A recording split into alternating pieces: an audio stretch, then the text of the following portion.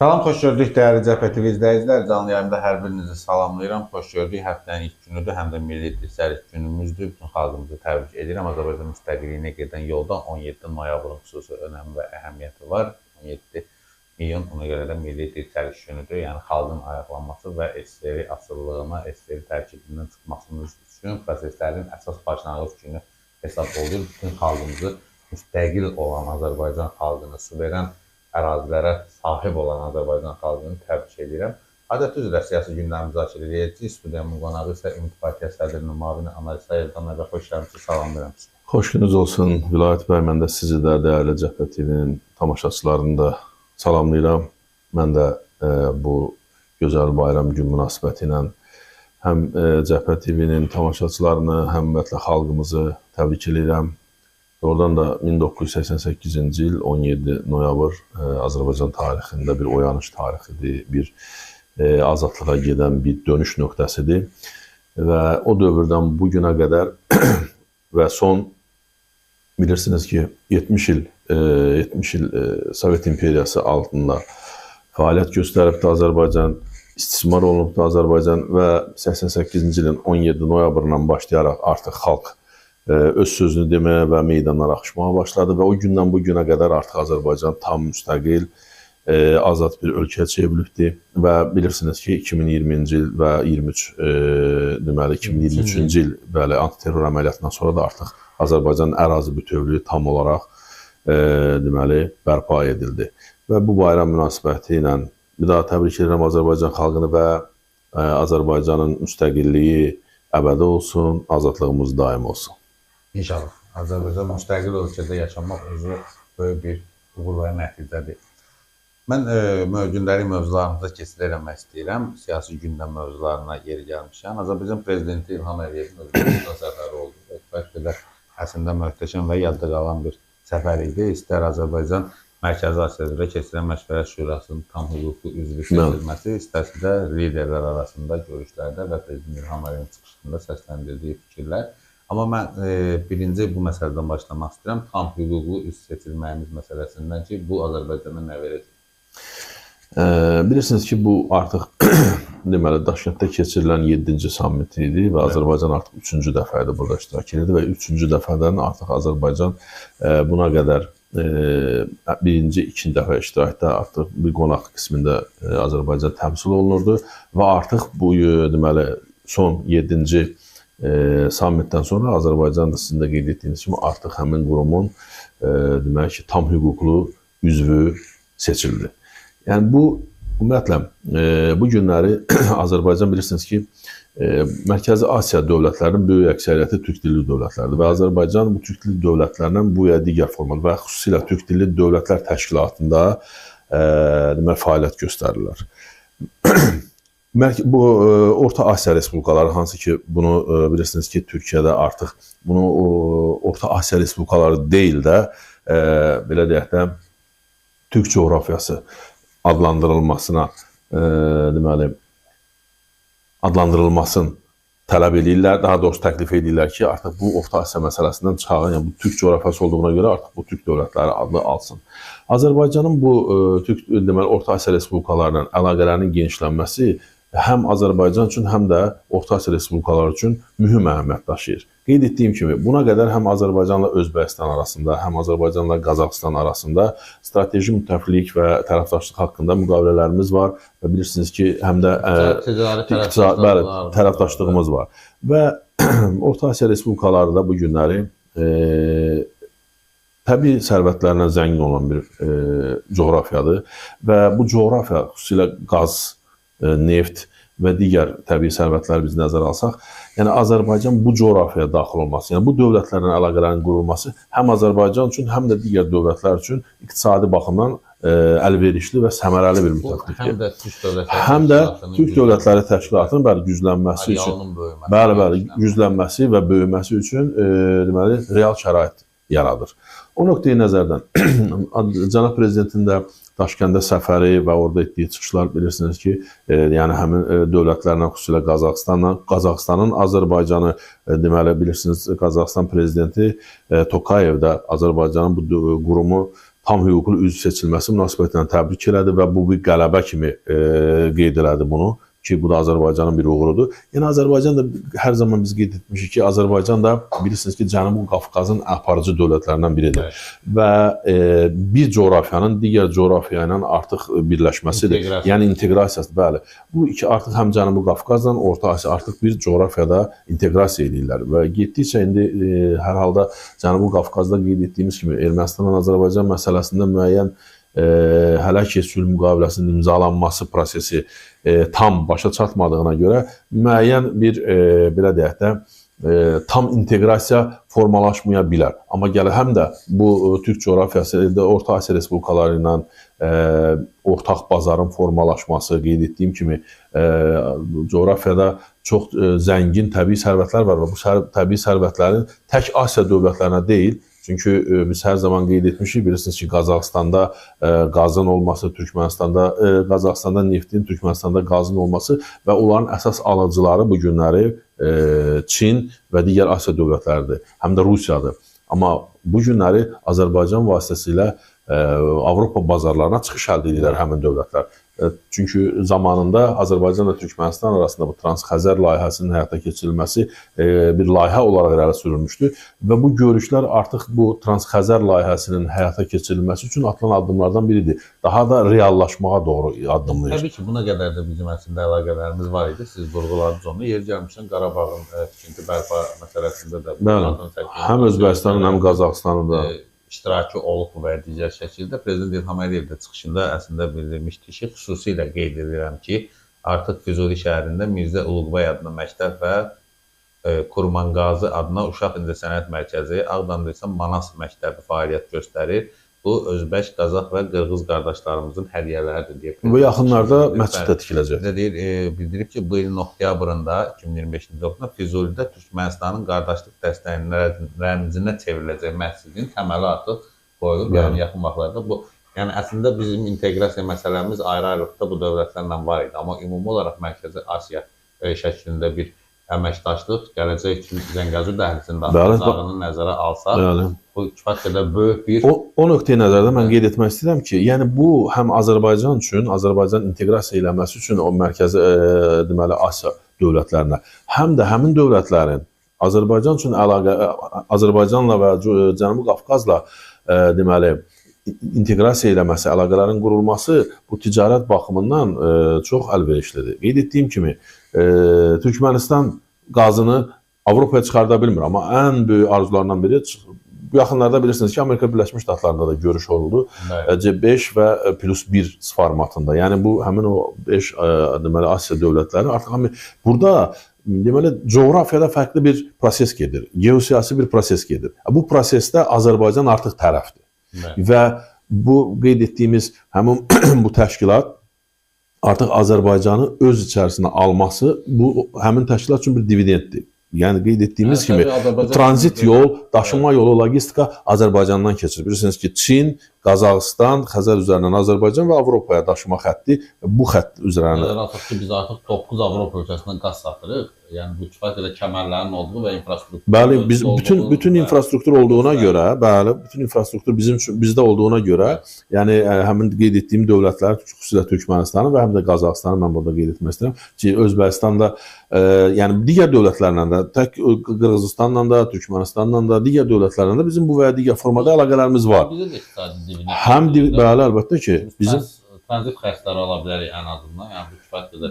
Bu həm iqtisadi bu tərəfdən, həm deməli digər sahələrdə, yəni elektronika sahəsində, kommunikasiyaların qurulması istiqamətində əslində bu hər iki həm Asiya dövlətləri üçün, həm də Azərbaycan üçün dividend gətirən bir layihədir. Ümumiyyətlə qeyd etdiyim kimi Azərbaycan nə qədər artıq son dövrlər Cənubi Qafqazın lider dövlətinə çevrildikdən sonra, yəni regional gücə çevrildiyinə görə artıq digər dövlətlərində, yəni türk dilli dövlət olmalarına baxmayaraq, nəinki türk dilli, hətta mən sizə deyim ki, xatırlayırsınızsa, Şanxay Əməkdaşlıq Təşkilatına da Azərbaycan dəvət olunmuşdu və artıq Çinin də marağı var. Qeyd etdiyim kimi bütün bu kommunikasiyalar var, bəli, saziş imzalandı artıq, yəni imzalanmışdı Çinlə. Yəni o nöqteyi nəzərdən həm də Çinlə əlaqələrin qurulması üçün deməli Orta Asiya respublikaları dediyimiz bu türk dilli dövlətlər bir tramplin və ya da bir marşrut üzərində yerləşdiyinə görə ötən günlərdə qarşıma çıxdı, düzümü araşdırdım, orada tam bir nəticə əldə edə bilmədim, tapamadım, amma çox maraqlı bir informasiya var ki, Yaponiyanın böyük şirkətlərindən biri Azərbaycanda 600 milyon dollarlıq yatırım edərək istehsalat zavodu tikməyə hazırlaşır deyə kifayət qədər əslində maraqlı və böyük bir işdir. Ya bundan sonra da, yəni tək Yaponiya deyil, bu Qazaxıstan da iqtisadi cəhətdən qüdrətli dövlətlərdən biridir. Özbəkistan da kifayət qədər iqtisadi gücə sahib olan bir dövlətdir. Yəni bu dövlətlərlə bizim qeyd etdiyim kimi Türk Dövlətləri Təşkilatı nəzdində fəaliyyətimiz var idi. Yəni bundan sonra da artıq Asiya dövlətləri ilə də, yəni bu təşkilatda da bizim olmamız artıq bu birliyi daha da gücləndirir. Yəni bu istər-istəməz qeyd etdiyim kimi Azərbaycana da və yəni burada Azərbaycanın da özünün qazancları var, məqsədləri var və həmin deməli Asiya dövlətlərində. Xüsusilə Asiya dövlətləri Azərbaycanın tranzit yolu olaraq bunu dəfələrlə qeyd etməyimin məqsədi odur ki, əsas məqsədlərdən biri Rusiyanın siyasi asıllığının azalması, Çindən iqtisadi asıllığının azalmasını. Yəni bu günləri Asiya, Qazaxıstan, Türkmənistan xüsusilə iqtisadi cəhətdən Çindən asılı vəziyyətdədir. Yəni bütün infrastruktur, yəni iqtisadi əlaqələr bazar olaraq Asiya bazarıdır. Xüsusilə Çin bazarıdır. Asiya dövlətləri, Mərkəzi Asiya dövlətləri nəzərdə tuturam və artıq Azərbaycan üzərindən bundan sonra xüsusilə Vaşinqtonda olan görüşdə də bilirsiniz ki, Trump həmçinin Amerika Birləşmiş Ştatları ilə bu və digər formada iqtisadi əlaqələrin qurulmasını, həm də Avropa bazarına çıxışı təmin etmək üçün deməli Trump yolu dediyimiz, trip yolu dediyimiz Zəngəzur yolundan istifadəni mümkünlüyündən danışılmışdı bu arada. Zəngəzur məsələsində gəlmişkən bir maraqlı məlumat var. Demək, Amerika Birləşmiş Ştatlarının dövlət katibinin siyasi məsələlər üzrə müavini Ellison Hooker bu həftə Azərbaycana səfər edəcək, Azərbaycana gələcək. Sizcə bu səfərlə bağlı, düzdür, Dövlət Departamentinin sakitində rəsmi məlumat yayılır, amma məqsəd yazılmır. Sizcə səbəb Zəngəzur məsələsi ola bilərmi? Əslində elə ən böyük səbəb ondan ibarətdir. Çünki Zəngəzur yolunun açılması, bilirsiniz ki, yəni Ermənistan tərəfindən ləng gedir, proses ləng gedir. Baxmayaraq ki, Amerika Birləşmiş Ştatları yolun açılması üçün, dəmir yolunun çəkilməsi üçün ilkin olaraq 145 milyon Amerika Birləşmiş Ştatları dolları vəsait ayırıbdır yolun çəkilməsi üçün.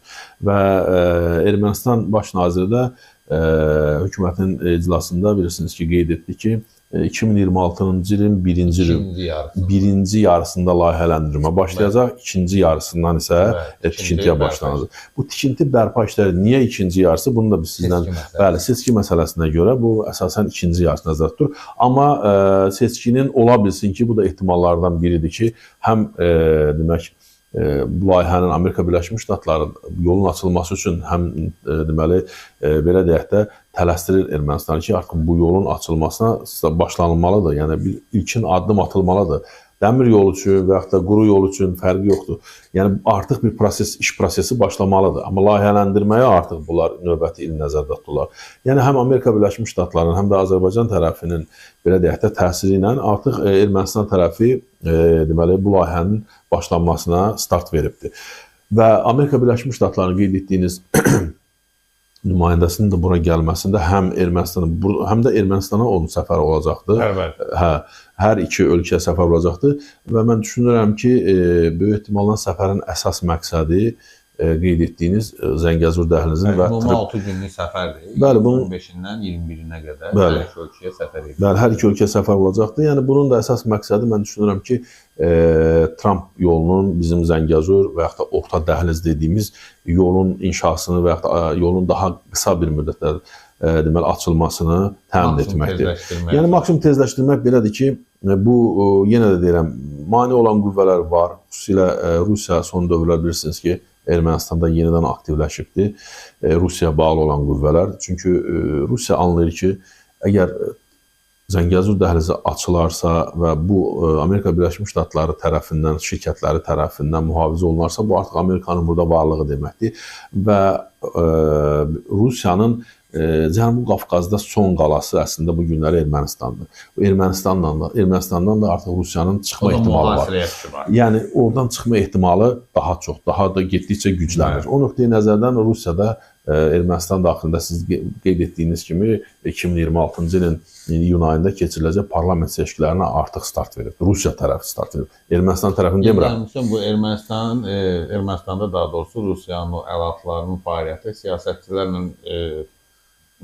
təcrübə elə də alınmadı, dindarlarla elə də alınmadı. İndi də bu show biznes əhlini deyəsən meydana salmaq istəyir. Orada bir müğənni var, yaşlı Vahin adı, Vahin.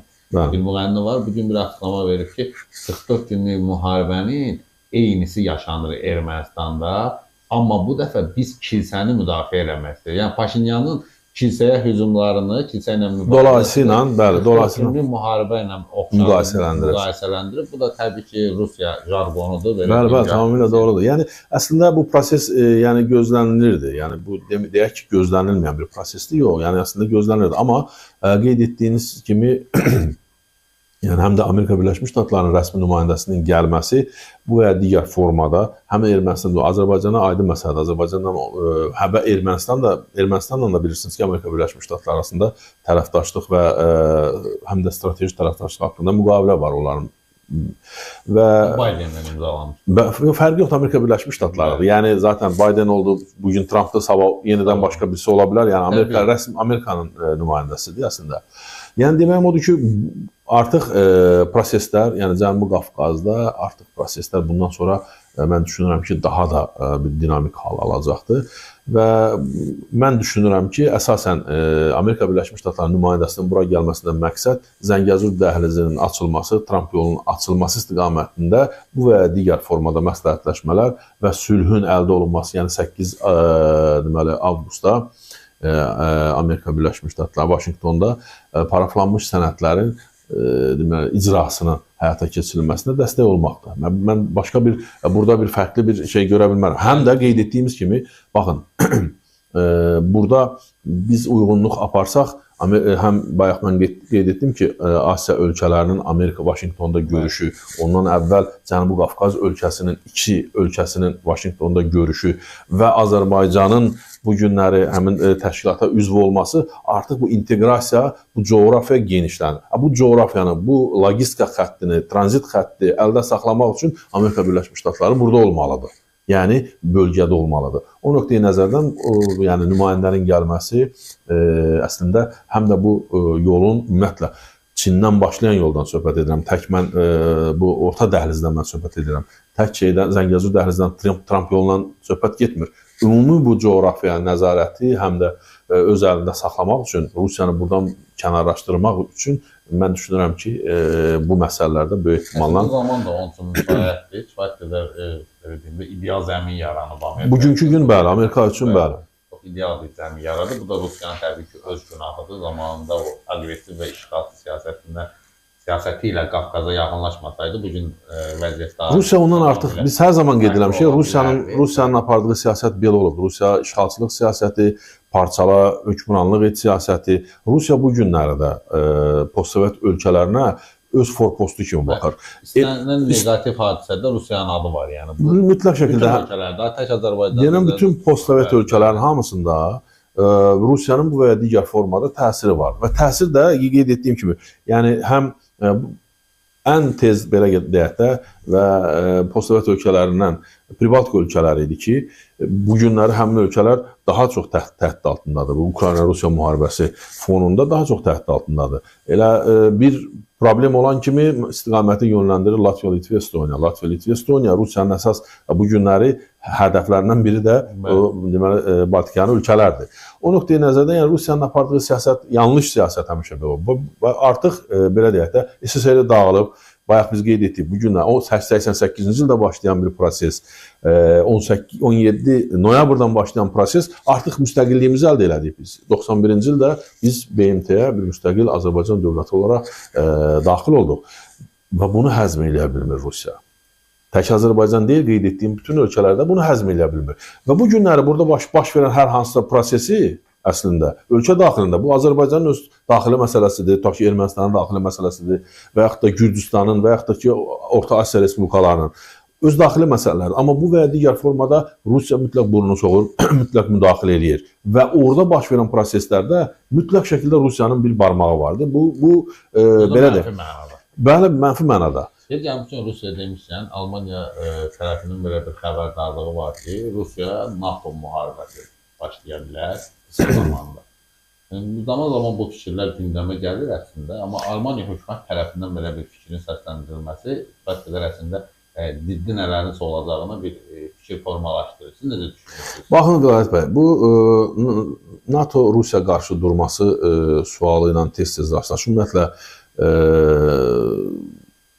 olub-olmayacağı barədə hər zaman diskusiya, müzakirə mövzusu olubdur. Mən indiki şəraitdə bunu real hesab etmirəm. Doğrudur, biz hər zaman qeyd edirik ki, elə Ukrayna-Rusiya müharibəsi həm də elə dolayısı ilə NATO-Rusiya müharibəsi. Çünki Ukraynanı müdafiə edən dövlətlərin böyük əksəriyyəti NATO dövlətləridir. Başında Amerika Birləşmiş Ştatları durmaq şərti ilə. Amma bu açıq formada deyil. Yəni maliyyə açıq o mənada ki, yəni əslində əskəri formada, öz əskərin NATO öz qüvvələrini ora göndərmir. Sadəcə olaraq maliyyə dəstəyi verir, siyasi dəstək verir, hərbi dəstək verir və s. və ilə. Bu istiqamətdə bu gedir. Yəni bu əslində NATO-Rusiya müharibəsi sayıla bilər. Amma qeyd etdiyim kimi, Ukrayna NATO dövləti deyil. Amma Rusiyanın hər hansısa bir NATO dövlətinə hücum edəcəyi təqdirdə, xatırlayırsınızsa, nəinki hücum, hətta Polşanın, Rumıniyanın və Finlandiyanın hava sərhədini Rusiya pilotsuz aparatları keçərkən, PUA-ları keçərkən və hətta xatırlayırsınızsa bu yaxınlarda Litvanın hava məkanını artıq Rusiya qırıcıları keçmişdi və həmin anda Böyük Britaniyada və həmçinin deməli Hollandiyadan müdafiə sistemi həyata keçirildi və hava hücumundan müdafiə sistemi və Hollandiyadan qırıcılar deməli, havaya qalxdılar müdafiəsi üçün. Yəni, o nöqteyi nəzərdən bu günləri, bilirsiniz ki, təxminən 3 il 8 aydır ki, Rusiya Ukrayna ilə müharibə aparır. Fevralda 4 ili tamam olacaq. Fevralda 4 ili tamam olacaq və əslində Rusiya müəyyən nailiyyət əldə edibdir. Qismən nailiyyət əldə edibdir. Yəni, tam... Ərazi işğal edibdir. Bəli, yəni, amma Rusiyanın məqsədi əslində Rusiya müharibəyə başlayanda Kiyevə qədər gedəcəyini, Ukraynanı tamamilə işğal, bəli, 72 saat ərzində işğal edəcəyi ilə hədələmişdi. Bugünkü gün görürük ki, Rusiya o Rusiya deyil. Yəni və 3 il 8 ay müddət ərzində cəmi 18-20%-in Ukraynanın işğal edilməsi. Ərazisinə görə kifayət qədər 20% böyük. Böyük ərazidir. Hə, böyük ərazidir. Amma mən düşünmürəm ki, ərazilərlə zəngin olan ərazilər. Bəli. Və mən düşünmürəm ki, bugünkü gün, yəni hətta müharibədən belə deyək də, bugün əraziləri işğal eləsə də mən Rusiyanı qalib dövlət kimi saymıram. Niyə? Çünki biz bunun, yəni Rusiya bunun nəticələrini 3 ilə 5 ilə artıq özündə mənfi nəticələrini hiss eləyəcəkdir Rusiya daxilində. Əslində Rusiyanın müharibəni dayandırmamasının bir səbəbləri də məhz o siz dediyiniz məqam. Bəli, negativlər qalxacaq, çıxacaq ortalığa. Bütün problemlər qalxacaq. Faktiki olaraq bu günləri verilən məlumatlara əsasən Rusiya ümumi daxili məhsulunun 50%-nə qədər hərbiyə yönləndirir. Bilirsiniz bu nə deməkdir? Bu faciədir bir dövlət üçün. Yəni, heç bir sosial layihəyə, iqtisadi inkişafa, sosial rifaha hesaplanan məsələ deyil. Ancaq müharibə, hər şey müharibə üçün bu günləri. Təsəvvür etsinizmi? Və bu günlərdə həmin müharibədən də bu məğlub formada çıxır. Bəli, bu son dövrlər Rusiyanın artıq hücumları intensivləşdirdiyini və xüsusilə Pokrovsk istiqamətində artıq nailiyyətlər əldə elədiyi, müəyyən ərazilər, daha da işğal elədiyi ərazilər bir qədər də genişləndirdiyi barədə informasiyalar var. Və mən düşünürəm ki, bu da keçicidir. Keçici deyəndə əslində Rusiyanın bilirsiniz də məqsədi nədən ibarət edir? Rusiya sülh danışıqlarına, sülh masasında əyləşmək üçün, müharibəni dayandırmaq üçün onun istədiyi ərazilər var. Amerikanın sülh planına qarşılıq olaraq deməli Donetsk, Lugansk, Zaporojye və Xerson. Və bu ərazilər, bu 4 vilayəti Rusiya öz ərazisi olaraq tanınmasını tələb edir. Bu da təbii ki, Ukrayna tərəfindən, Avropa Birliyi tərəfindən razılaşmayan bir təklifdir. Və bu günləri NATO qarşı durması dediyimizdə, bu günləri, bəli, Almaniya müəyyən dərəcədə narahatlıq hissi keçirdir. Çünki biz bunu dəfələrlə sizin studiyada qeyd eləmişik ki, 1945-ci ikinci müharibəsindən sonra Avropa Birliyi dövlətləri artıq müharibəyə deyil, fərqli istiqamətə, yəni ölkənin rifahına, iqtisadi inkişafa, sənayenin inkişafına daha çox diqqət ayırırlar. Görürlər. Və bəli, yəni nəticə görürlər bu mənada ki, əhalisi yaxşı yaşayır. Avropa əhalisi dünyada ən yaxşı təminatı olan əhali.